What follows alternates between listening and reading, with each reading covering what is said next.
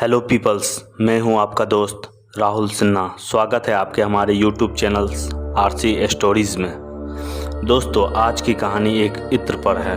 वो इत्र जिसे हम लगाने के बाद तरोताज़ा और सुगंधित महसूस करते हैं। लेकिन पुराने ज़माने में रात के समय लोग हमें इत्र लगाने से मना करते थे, क्योंकि वो जानते थे इत्र की खुशबू रात के समय दुष्ट शक्तियों को हमारी ओर खींचती है। तो आज की भी कहानी कुछ ऐसी ही है। कैसे इत्र के कारण लोगों की जानें गई। कृपया कहानी को अच्छे से समझने के लिए हेडफोन लगा ले। चलिए शुरू करते हैं। कहानी का नाम है जिन और इत्र। एक व्यापारी जो इत्र का व्यापार करता है, वो हर दिन की तरह आज भी जंगल के रास्ते घर जा रहा था। लेकिन आज रात बहुत देर हो गई थी। उसे डर भी लग रहा था। वो जल्दी से अपने घर पहुंचना चाहता था।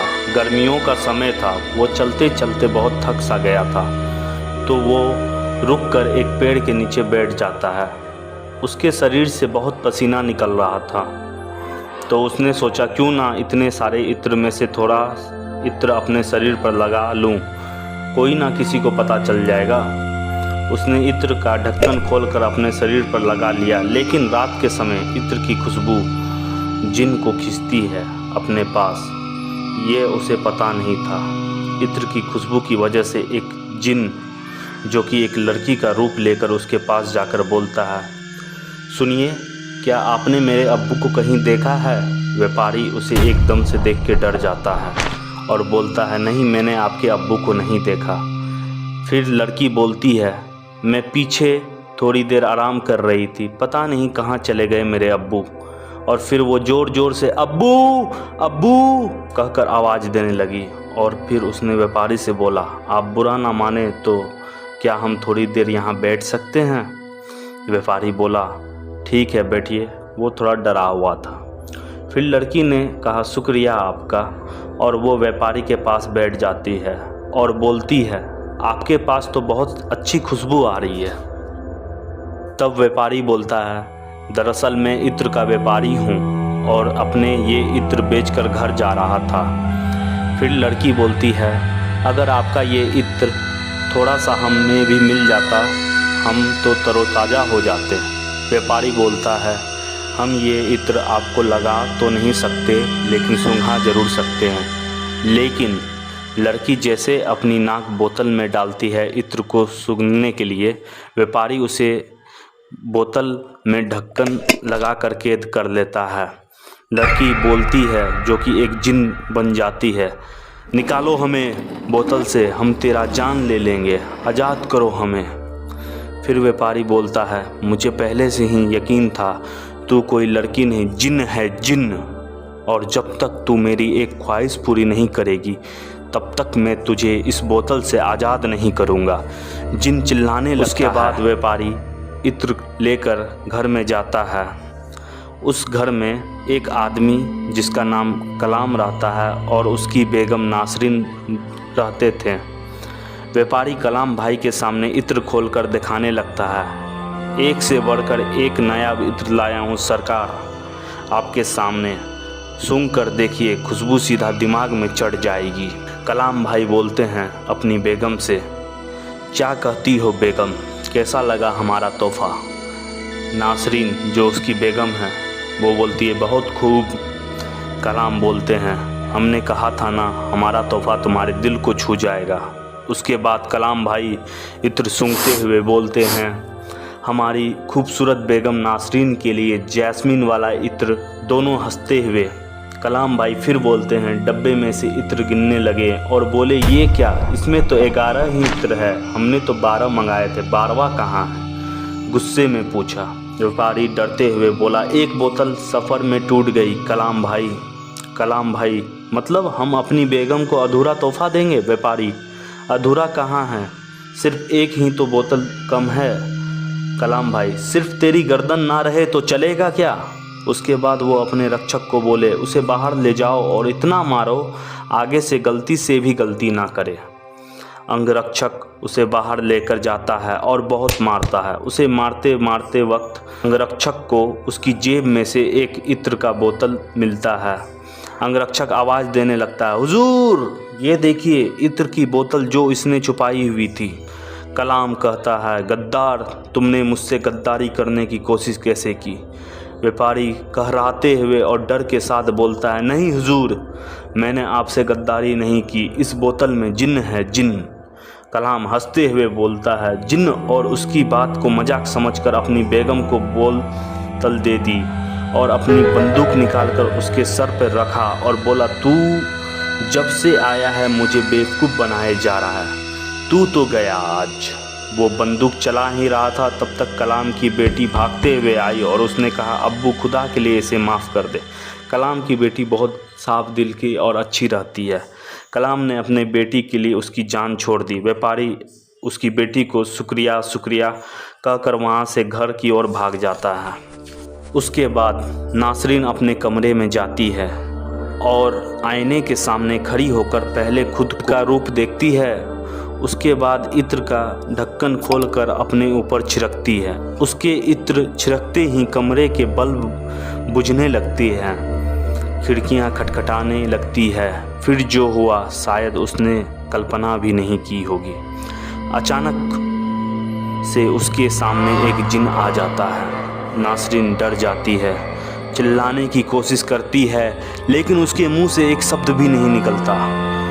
उस घर में कलाम की माँ सो रही होती है। अचानक से उसकी आंखें खुल जाती है और उसके भी रूम के बल्ब और टेबल हिलने लगते हैं। उन्हें आभास हो जाता है घर में कुछ बुरी शक्ति आ गई है। उसके बाद उनके कमरे में कलाम की बेटी आ जाती है और अपने दादी को सहमे हुए देखकर पूछती है, अरे अरे दादी जान, सब ठीक तो है?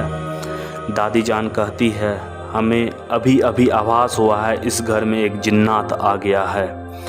फिर पोती बोलती है, दादी जान, सब ठीक है, आप आराम कीजिए, लगता है आपने एक बुरा ख्वाब देखा होगा। दादी कहती है, हमें ख्वाब नहीं देखा, हकीकत है ये। फिर पोती बोलती है, कुछ नहीं हुआ है, आप सो जाइए, सब ठीक है, आप डरिए नहीं। तभी कमरे में से कलाम, जो इनकी बातें सुन रहा है, वो आ जाता है और अपनी माँ को कहता है, उनकी बातें सुनकर आप फिर से जिन्नात की बात करने लगी, सठिया गई हो आप, आपकी उम्र होने चली है, कम से कम अब तो ये सब बातें मत किया कीजिए। तब उसकी पोती बोलती है, अब्बू, ये क्या तरीका है दादी जान से बात करने का? वो अपने पिता को डांटते हुए बोली। फिर उसकी दादी बोली, हम सच कह रहे हैं, हमने जिन की मौजूदगी का एहसास हुआ है। कलाम, एहसास हुआ है तो बैठो और ढूंढते रहो। कलाम अपनी बेटी से बोलता है, बेटा, तुमने नींद की गोली दी? बेटी, अभी देती हूँ। अब्बू। कलाम, अम्मी, चुपचाप दूध पीजिए, सारे जिन उड़ जाएंगे यहाँ से, और कमरे से बाहर चला जाता है। उधर कलाम की बेगम के अंदर जिन आ जाता है। उसकी आंखें अब खूनी लाल हो जाती है और अपने शिकार को ढूंढने लगती है और एक डरावनी आवाज़ के साथ वो हंसने लगती है ज़ोरों से। नासरीन, जो एक जिन के वश में है, अपने कमरे से बाहर आती है। जिसे वो चल रही थी उसके कदमों की आवाज़ पूरी सुनाई दे रही थी और कमरे में जो रोशनी थी, सारी रोशनी काली अंधेरे में छुप सी गई थी। उसके बाद वो घर से बाहर आती है और कलाम के अंगरक्षक को बोलती है, अरे सुनो, हमारे साथ बाहर चलो। रक्षक बोलता है, जी। उसके पीछे पीछे जाने लगता है। कुछ दूर चलने के बाद नासरीन गायब हो जाती है। रक्षक ये देख के डर जाता है और उसे आवाज़ देने लगता है, दीदी जी, कहाँ हैं आप? तब अचानक उसके पीछे से कुछ चुबाने की आवाज़ आती है। वो सहमा हुआ था, हिम्मत कर पीछे मुड़कर देखा, वो जिन उसके सामने खड़ा था और अचानक अपने नुकीले हाथ बाहर निकालकर उसकी गर्दन पकड़ उठा लिया और उसे सिर को पत्थर से दे मारा। अंगरक्षक का सिर लहूलुहान हो गया और वो वहीं चिल्लाते हुए मर गया। उसकी आवाज़ दूर दूसरे अंगरक्षक को सुनाई दी। वो भागते हुए आया। उसने जो देखा वो कुछ देर के लिए डर से जम गया। उसने देखा नासरीन अंगरक्षक के गर्दन को चबा चबा कर खा रही है और ज़ोर ज़ोर से हंस रही है। फिर उसे होश आया। उसने बंदूक निकालकर उस पर गोली चलाने ही वाला था, लेकिन जिन पर गोली का कोई असर नहीं हुआ और जिन ने तब गुस्से से एक चाकू निकाला जो हवा में उड़ते हुए जाकर उसकी गर्दन से लगा और वो वहीं मर गया। उसके बाद जिन नासरीन का रूप लेकर घर चली गई। उधर कलाम की बेटी जो बिस्तर तैयार कर रही थी, अचानक से उसका दरवाज़ा खुद खुल जाता है। वो ये देखकर डर जाती है। तब अचानक नासरीन आ जाती है। जब उसने नासरीन को देखा तब उसकी जान में जान आई और वो बोली, अम्मी आप तो मुझे डरा ही दी थी। क्या हुआ, आप अभी तक सोई नहीं? क्या हुआ अम्मी, सब ठीक तो है ना? उसने दोबारा पूछा। नासरीन ने कुछ नहीं बोली, सिर्फ गुस्से से उसकी तरफ देख रही थी। फिर हिम्मत कर लड़की बोली, अम्मी क्या हुआ है, सब ठीक तो है ना? अब वो भी डरने लगी थी। तब अचानक नासरीन ने खाली इत्र की शीशी उसके सामने ला रखी और जिन के रूप में आ गई। लड़की डरते हुए अम्मी अम्मी कहकर बिस्तर पर बैठ गई। जाओ यहाँ से जाओ कहकर बोलने लगी। अब्बू अब्बू आवाज़ देने लगी।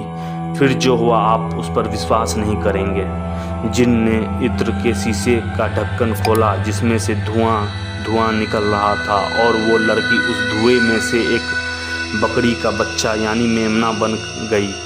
मैं कहकर वो बिस्तर पर चलने लगी। जिन ये देख हंसने लगा। तब वो नासरीन का रूप लेकर घर से बाहर गया और उस मेमने के गले पर रस्सी बांध उसे खूंटे पर टांग दिया। नासरीन मेमने को उठाकर बोली, जो तू चाहता है तुझे खा जाऊं, लेकिन तुझे मैं नहीं मार सकता। तुझे तो तेरे बाप के हाथों ही मरना होगा, तेरा बाप ही तुझे मारेगा। तभी एक नौकर जो उस घर में काम करता है हाथ में कुछ पत्ते लेकर वहाँ आता है और बोलता है, मालकिन इतने रात को इतने सारे पत्ते क्यों मंगाए आपने? नासरीन बोलती है, इस मेमने के लिए मांस खाना है मुझे इसका। जब तक मैं इसे नहीं खा रही हूँ तब तक आप इसे पत्ते खिलाइए, ठीक है? उसने डट कर बोला। फिर नासरीन वहाँ से अपने कमरे में चली जाती है। कलाम बाहर से घर आता है और पूछता है जुबैर से, जो कि उस नौकर का नाम रहता है, ये मेमना किसका है, यहाँ क्या कर रहा है?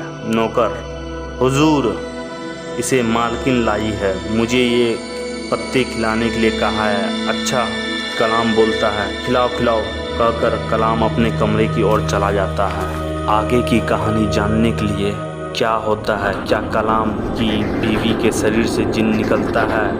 क्या कलाम अपनी बेटी जो कि एक मेमना बन चुकी है उसे मार देता है? इन सारे सवालों के जवाब ढूंढने के लिए आप पार्ट 2 ज़रूर देखें और कमेंट बॉक्स में बताइए ये कहानी आपको कैसी लग रही है। तब तक के लिए बाय, मिलते हैं अपने नेक्स्ट पार्ट 2 में। तब तक के लिए चैनल को लाइक करें, सब्सक्राइब करें। मिलते हैं पार्ट 2 में।